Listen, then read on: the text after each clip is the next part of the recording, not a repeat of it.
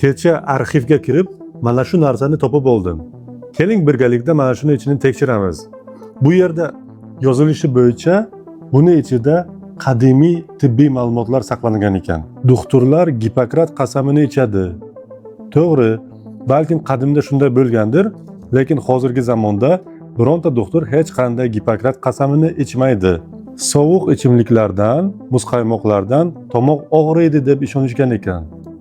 Yo'q, hozir hamma biladi-ku, sovuqdan emas, balkim viruslardan yoki bakteriyalardan tomoq og'rishini.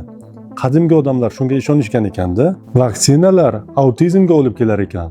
Yo'q, bu menimcha 2000-yillarning gaplari bo'lsa kerak. Hozirgi zamonda hamma biladi, autizm bu tug'ma kasallik. Vaksinaning qanday aloqasi bor unga? Infeksiyaga analizlarni och qorinda topshirish kerak. Qanday? Bu qonda gepatit bo'ladimi, spid bo'ladi, vich bo'ladi. Uni och qorin, to'q qoringa qanday aloqasi bor? Uni farqi yo'q menimcha. Qadimda menimcha adashgan u. Ko'p shirinlik yesa qandli diabet bo'ladi. Qandaysiga? Qandli diabetga shirinlikning nima aloqasi bor? Odamlarning semirishiga gormonlar aybdor. Qanday gormonlar aybdor? Menimcha bu yerda xato bo'lgan. Menimcha odamlar semirsa, gormonlar buziladi deyishmoqchi bo'lgan. Semirishga hech qanday gormonlar aybdor emas. Ichaklarni tozalab turish kerak. Ichakni qanday tozalash mumkin?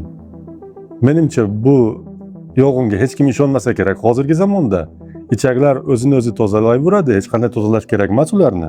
Sizning rabochiy davlenangiz baland. Rabochiy davleniya degan narsa bor ekanda qadimda.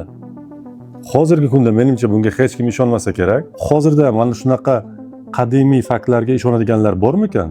Agar bo'lsa, kommentariyga yozib qoldiringlar.